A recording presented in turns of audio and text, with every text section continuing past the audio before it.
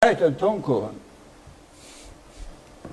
më zhdosht me përdor një shembull të një arsimtar dhe i latinishtës që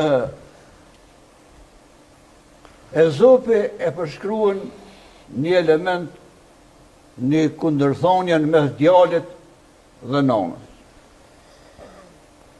Nona si nonë, kjo është e shek, e ka lind fëmijën të verbet. Dhe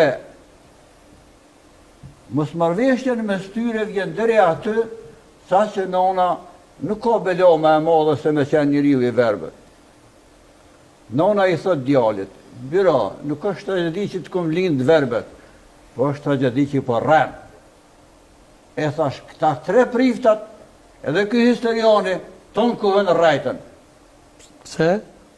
Po, rrejtën, Kosova është e jona, e keni pru në Samara, ku e keni marrë ju? Por, pse ne vuajmë edhe sot, shumë vështirë do të ketë politika, shkenca, njerëz të civilizuar me biseduar me Serbë. Për çka?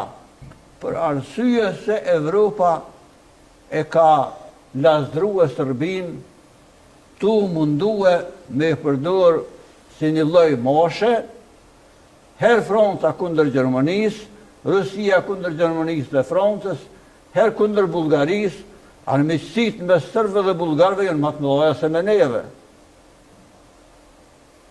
Mirë po, ne gjatë tërë shekullit në 19, rilindjes kombëtare, ne kemi kërkuar Shqipëri etnike, dhe kemi mujtë në çdo moment, mos të harro as fëmia, as i rritur i Serb, këto manastire me i rënue.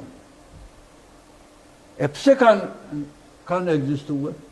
Kanë ekzistuar për faktin se janë konsiderue kisha arbrore, kisha shqiptare, kisha thjesht Shqipërisë etnike. Dhe ashtu i konsiderojmë edhe sot. Shqyqoni, në kompleksin e Universitetit Prishtinës, është ndërtuaja kisha aty ortodokse. Aja nuk na duhet. Në kompleksin e universitetit, me qenë se me kushtetut, feja është e ndarë nga shteti. Aty nuk na duhet ajo. Por u ndërtue për faktin se Miloševiqi kishte planin që me e zbraz Kosovën, sikur që i bëri në 714 katunde Sanxhakut Nishit me 1777. Unë kom arrit që i lexoj dokumentet e asaj kohe. Nuk ka katund e 6 qytete të ati Sanxhakut, cilën shqiptarët e kanë quajtur Shqipnia e vjetër. Dhe i drejtohen sultanit, duke menduar, ashtu ishte politika, baba mret ma fal Kosovën, ma shite Nishin ku shumlin, shite Plav Ulqin e Gusin, dën me djeg këtë tro Shqipnin. E të tjera, se është virë e gjatë. Pra, populli me lidhjen shqiptare të Prizrenit, populli me lidhjen shqiptare të Pejës, populli me kryengritjet e mëdha shqiptare 1909, duke filluar me alfabetin e manastirit, 1908 e tutje, din çka don dhe do të orientohet gjithmonë në shkollë të drejtë, kombëtare, pa urrejtje, pa segregacion. Mua më vjen keq si intelektual se romët në Kosovë janë një popull që duhet me ju ndihmuar. Po duhet me ju ndihmuar në arsim, duhet me ju ndihmua në shëndetësi, duhet me ju ndihmua në infrastrukturë, dhe janë për me ju ndihmua. Unë vazhdimisht politikanët tonë e thrasë, mos të zgjatin, që të mbështeten në politikën e John Kennedy dhe në politikën izraelite ndaj arsimimit. Shqyqeni, kur ka orë John Kennedy në pushtet, ka pas $36 miliard për investime për arsim. Kanë mere loptën, shkruje, 236 miliard. Dhe e ka ngrit Amerikën nga një vend Sigurisht. i pa arsimuar në një vend që është super modern. Hebrejet investojnë në arsim 34% të buxhetit kombëtar. Ne kemi obligim sparin ndaj kombit tonë, se dallimin mes Shqipërisë dhe Kosovës de facto nuk ekziston.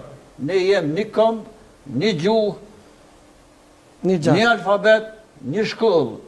Ata që propagandojnë sot kombi kosovar, letë dihet, as ka pas, as nuk ka, as ka me pas kur komb kosovar. Ne jem shqiptar, ne kem një non, ne besojmë në një zët, ne jem një komb i lirë dhe pa shibla. Bravo, sigurisht. Kishme shku me blokun e parë të marketingut dhe ishme këthy në pjesën e dytë bashkë me Muhabet. Marketing, këtheme pas pak.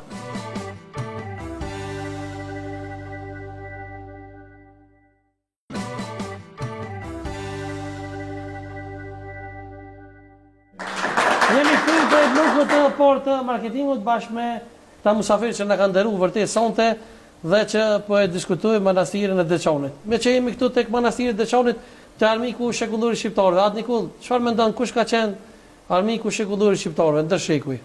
Sipas jush? Për mua nuk ka qenë vetëm një, kanë qenë dy. Armiku më i madh që kemi pasur në shqiptarët kanë qenë shqiptarët e shitur. Pra ky ka qenë armiku më i madh që ne një pjesë, një pakicë shumë e vogël e jona janë shitur. Pra armiku shekullor, siç thoshte im zot Panoli, janë dy kishat. Kisha greke dhe kisha serbe. Kisha greke, nëse e shikohen nga jashtë, është më intelektuale, themi. Sepse flas në Shqipëri, kisha greke i ka punësuar shqiptarët, i ka blerë shqiptarët dhe vepron. Ndërsa kisha serbe vepron me arrogancë, vepron me urrëtie. Ja t'ju bëj ju një pyetje si moderator. Nëse do ta shikoni atë Nikolla Xhufkën, duke rrahur një person, çfarë do të mendoni?